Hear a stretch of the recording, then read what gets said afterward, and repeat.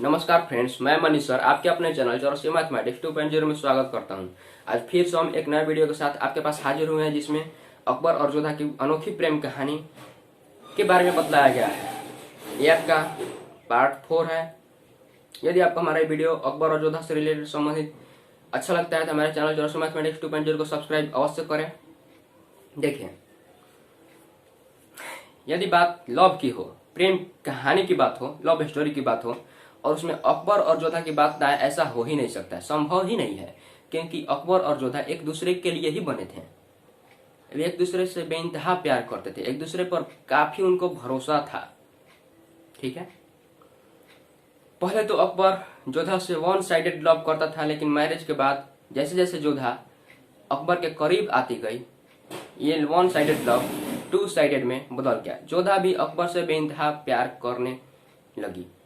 जोधा और अकबर एक दूसरे के लिए मर मिटने को तैयार हो गए थे। ऐसा लगता था कि शायद वे एक दूसरे के लिए ही बने हों। कहा जाता है कि रिलेशन को हेल्दी बनाने के लिए किसी जिम की आवश्यकता नहीं होती है, उसके लिए भरोसा ही काफी होता है। और जिस प्यार में और बिना भरोसा का प्यार एक पल भी टिक नहीं पाता है, रास्ते में ही दम तोड़ देता है। हमेशा अकबर कहा करता था जोधा से कि मैं आंख बंद करता हूं तो तुम्हें ही देखता हूं, और आंख जब खोलता हूं तो तुम्हें ही देखना चाहता हूं। तुम पास ना होती हो तो तुम्हें महसूस करता हूं, और हर घड़ी हर पल तुम्हें ही ये मेरी आंखें देखना चाहती हैं। मेरा जिस्म वगैरह सब का सब, मेरा रोआ रोआ, मेरा कतरा, शरीर का एक एक ब्लड आप ही जैसे आप ही के लिए बना हो। वैसे प्यार तो बहुत लोग करते हैं, पर मेरे जैसा प्यार दूसरा कोई कर ही नहीं सकता, क्योंकि हर किसी के पास आप तो नहीं। अकबर जोधा से इस बहुत अधिक प्यार करता था, इतना अधिक प्यार करता था कि शायद मैं उसको अपने लफ्जों में आपसे बयान नहीं कर सकता। ठीक है, वो जोधा के लिए मर मिटने को तैयार था। शरीर का एक एक पार्ट, एक एक कतरा लगभग कटवा देता। अगर वो मांगती उससे तो अपना हार्ट निकाल करके दे देता, परंतु उसने ऐसा कहा ही नहीं। कहा कि मन कर रहा है आग लगा दी। देखिए, उनके प्रेम कहानी को हम आगे की तरफ लेकर के चलते हैं। लगभग 1576 ईस्वी की बात होगी। अकबर अपना क्षेत्रफल जो है, जैसे लव में जोधा से अधिक लव करता था, वैसे ही अपना वर्चस्व स्थापित करने के मामले में भी अकबर बहुत ही अधिक ताकतवर और दिमाग वाला था। देखिए, हालांकि वो अंगूठा छाप जरूर था, लेकिन युद्ध के मामले में सबका बाप था। जब 1576 ईस्वी में, उस समय राजस्थान का राजा महाराणा प्रताप हुआ करते थे। महाराणा प्रताप के बारे में कहा जाता है कि वो आज तक मुगलों की कभी हार और गुलामी पसंद ही नहीं किया। 1576 ईस्वी में अकबर ने अपने सैनिकों को आदेश दिया कि महाराणा प्रताप को कैद किया जाए, उसके इलाके पर धावा बोल दिया जाए, उस पर अटैक किया जाए। अकबर और उसका पूरा साथी, उसका सैनिक सहित महाराणा प्रताप के किले पर धावा बोल दिए।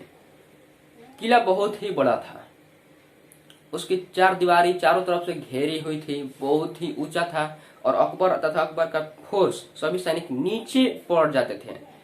कैसे कैसे करके उस किले के दरवाजे को तोड़ दिए गए। हालांकि उस किले के दरवाजे को तोड़ने से पहले अकबर का बहुत सारा सैनिक मारा जा चुका था। फिर भी अकबर के उस समय दिमाग पर भूत सवार हो गया था,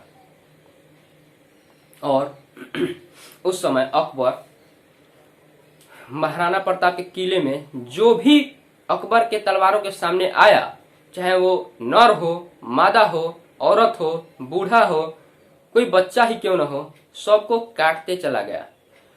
लगभग खून की नदियां बहा दिया था उसने। उस समय जब महाराणा प्रताप ने देखा तो छिप करके वहां से भाग गए, और अकबर के हाथ नहीं लगे। जा करके जंगलों में इधर उधर दौड़ भटक दौड़ भटक कर ठोकरें खा करके कैसे कैसे अपना लाइफ को बचाया। जंगलों में घास की रोटियां बना करके महाराणा प्रताप खाई, ऐसा कहा जाता है। लेकिन फिर भी कभी मुगलों की हाथ नहीं आए। ठीक है, हालांकि इस युद्ध में अकबर विजयी जरूर हुआ। इसे हम हल्दी घाटी के युद्ध के नाम से जानते हैं। यदि आपसे कोई पूछे कि हल्दी घाटी का युद्ध कब और किन के बीच हुआ था, तो 1576 ईस्वी में हल्दी घाटी का युद्ध हुआ था महाराणा प्रताप और अकबर के बीच में। और इस युद्ध में अकबर जो है विजयी हुआ था। हालांकि इस युद्ध में अकबर विजयी जरूर हो गया था, लेकिन लोगों की हाय उसको लग गई थी। लोग उसे श्राप दे दिया करते थे। यदि किसी औरत और किसी बच्चे को, किसी बूढ़े को आप काट दोगे तलवार से, तो उसकी हाय तो लगेगी ही लगेगी। आप सैनिकों के साथ युद्ध करने गए हैं कि उसके फैमिली वाले से युद्ध करने गए हैं, ऐसा कार्य नहीं करना चाहिए था उसको। लेकिन फिर भी वो समझा नहीं। उस समय लगभग उसके सर पर भूत सवार हो गया था और मात्र विजयी के लिए, विजयी के वास्ते, जीत के लिए उसने सबको काट दिया। उसके तलवार के सामने जो भी आया सब मारा गया। महाराणा प्रताप तो वहां से भाग गए, लेकिन अकबर को हाय लग गई। तब अकबर जब विजयी हो, हालांकि वो विजयी जरूर हो गया था, लेकिन वो खुश नहीं था।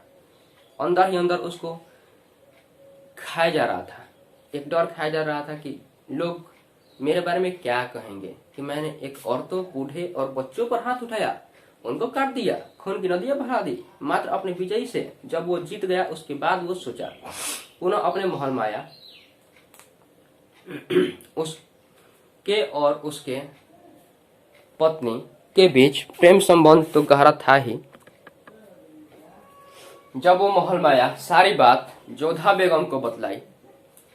ठीक है, जैसे अकबर बाहर का राजा हुआ करता था, वैसे ही जोधा, दैट्स मीन्स मरियम उर जमानी जोधा बेगम, उस हरम की शासिका हुआ करती थी। अर्थात घर का पूरा देखभाल जोधा ही किया करती थी। और इसके लिए जोधा तथा अकबर का बचपन का मित्र रुकैया बेगम, जो उसकी पहली पत्नी थी, जोधा और रुकैया बेगम के बीच में हमेशा तालमेल बिगड़ता रहता था, हमेशा मारपीट हुआ करता था। लगभग गुस्से से एक दूसरे के बगैर पागल हुआ करते थे। रुकैया हमेशा चिढ़ा करती थी, चिढ़ी हुई रहती थी जोधा से। देखिए, लगभग सलीम 7 साल का होगा, अपने बचपन के मित्र के साथ और अपने भाइयों के साथ, चचेरे भाइयों के साथ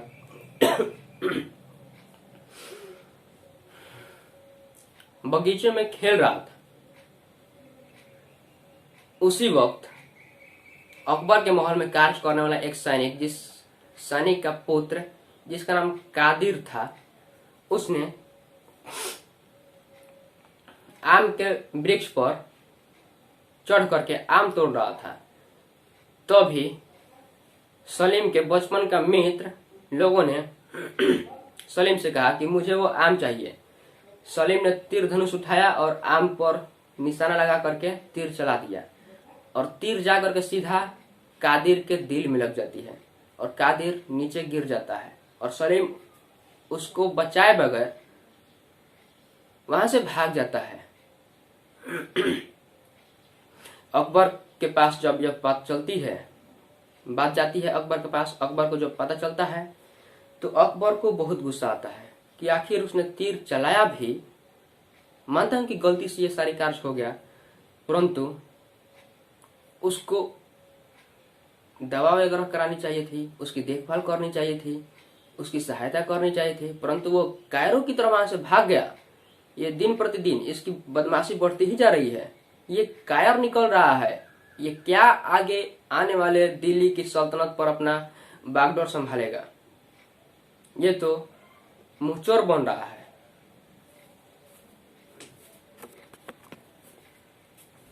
और इसलिए चूंकि कादिर जो है, उसकी एक बूढ़ी दादी हुआ करती थी, उसकी माँ और उसके पिता की मौत हो जाती है एक युद्ध में।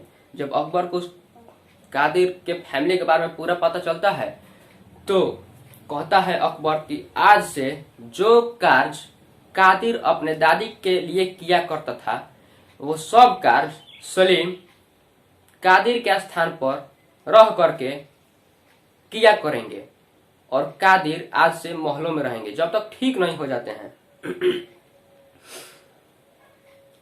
सलीम जो है उस समय 7 साल का हुआ था, बहुत ही छोटा था, बहुत रोया कि इस तरह का कार्य आप नहीं करिए, मैं उसके पास नहीं जाऊंगा।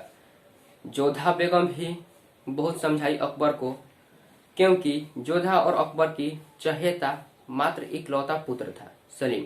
फिर भी अकबर नहीं माना, वो उसके लाइफ को सुधारना चाहता था, सलीम के लाइफ को।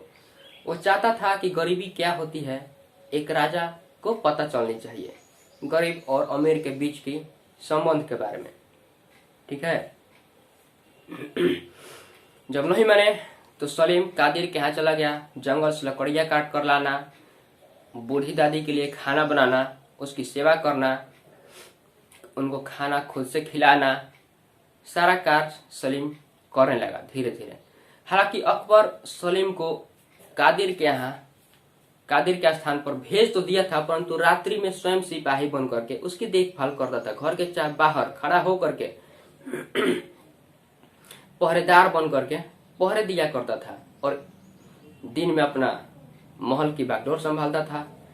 जब दिन में अकबर सलीम के पास नहीं रहता था तब जा करके रुकैया बेगम जो है छिप छिप करके, हालांकि अकबर ने मना किया था कि कोई भी फैमिली का मेंबर सलीम से नहीं मिलेगा मेरी इजाजत के बगैर, लेकिन रुकैया बेगम ढीठ थी, सलीम के पास छुप छुप करके बिना अकबर को बताए जा करके मिला करती थी, और रोज अपने साथ हीरोइन लेकर जाया करती थी। देखिए हीरोइन जो है आपका ड्रग्स है, यदि इसकी लत लग जाए किसी को तो बिना हीरोइन के, बिना ड्रग्स के कोई एक पल भी नहीं रह सकता है। प्रारंभ में आपको लोग बिना पैसे को देता है और अगले रोज से आप खुद उसके पास हाजिर हो जाएंगे। एक चुटकी हीरोइन जो है 5,000 रुपया का मिलता है, या फिर लोग इसके लिए अपने बॉडी में खुद से इंजेक्शन भी ले लेते हैं, सुई, ठीक है। एक इंजेक्शन आपका 5,000 रुपया का होता है, ठीक है। नशा ऐसा चीज है कि लोगों से क्या क्या नहीं करवा देती है। नशा देखिए बहुत सारा होता है, किसी को पढ़ाई का नशा होता है, किसी को अपने गर्लफ्रेंड की नशा होती है, किसी को ओरिजिनल नशा होता है, ठीक है। और ये ड्रग्स ऐसा चीज है, हीरोइन ऐसा चीज है कि यदि किसी को इसकी लत लग जाए ना, यदि आप हल्का सा इसको आप चाट लो अपने जीभ से तो 48 घंटे तक आपको नींद नहीं लगती है, आपकी आंख झपकेगी नहीं, समझ गए। ये हीरोइन होती है, और इसी का लत रुकैया बेगम ने सलीम को लगाना शुरू कर दिया। प्रारंभ से ही 5-7 साल का जब था तो उसको अपना गुलाम बनाना चाहती थी। चूंकि रुकैया बेगम का कोई पुत्र नहीं था तो रुकैया बेगम ने सोचा कि क्यों ना सलीम को ही अपना गुलाम बना लिया जाए, और ऐसा ही हुआ। 7 साल के मात्र उम्र से ही सलीम को रुकैया बेगम ने हीरोइन का लत लगा दिया। जब लत लग गया तो जोधा बेगम तो अपने पुत्र से मिलने जाना चाहती थी, परंतु अकबर ने मना कर दिया था, इसलिए जोधा बेगम अकबर की बात को टाल नहीं सकती थी, और रुकैया बेगम चुपके से ढीठ जैसा जा करके सलीम से मिला करती थी, छुप छुप बिना अकबर को बताए। उस सलीम को जब तक वह लौट करके महल में वापस आता तब तक हीरोइन की उसे लत लग चुकी थी। अपने लाइफ में ड्रग्स का वह आदी हो चुका था पूरी तरह से। और जब कादिर ठीक होता है तो कादिर पुनः अपने स्थान पर आ जाता है और सलीम जो है फिर से अपने महल में आ जाता है, परंतु तब तक बहुत देर हो जाती है। सलीम के दिल में ये बात रुकैया बेगम ने डाल देती है कि तुम्हारे पिता और तुम्हारी अपनी खुद की माँ, जिसका तुम इकलौता पुत्र हो, तुम्हारी कदर ही नहीं करते हैं। यदि कद्र ही करते तुम्हारी तो क्या तुमसे मिलने नहीं आते? और यह बात उसके दिल पर जाकर कर बैठ जाती है सलीम की। और जब वह लौटकर महलों में आता है पुनः, तो अपनी माँ को माँ नहीं कहता है और पिता को पिता नहीं कहता है, बल्कि अपनी माँ को मरियम उर जमानी कहता है, और जबकि अपने पिता को राजा साहब कहता है। ठीक है। हालांकि ये जो है अकबर और जोधा का प्रेम कहानी बहुत ही लंबा है। आपको ये वीडियो अच्छा लगता है तो हमारा चैनल चौरसिया मैथमेटिक्स 2.0 को सब्सक्राइब जरूर करें। क्या करें, आंख खोलते हैं तो आप ही को ये आंखें देखना चाहता है, और जब बंद करते हैं तो आप ही दिखती हैं। आपको हर घड़ी उठते बैठते पढ़ते लिखते हमेशा आप ही के बारे में सोचते रहता हूँ। आप ही को ये मेरी आंखें दिखना चाहती है। ये मात्र जिस्म मेरी तो जरूर रह गई है, परंतु जो हार्ट है ये आप ही के साथ चला जाता है। क्या करें, लव ऐसा होता ही है। यदि आपको मेरा अकबर और जोधा से रिलेटेड ये वीडियो अच्छा लगता है तो हमारा चैनल चौरसिया मैथमेटिक्स 2.0 को सब्सक्राइब जरूर करें। इससे रिलेटेड अगला स्टोरी अगले पार्ट में आपको मिलेंगे। Thanks for watching.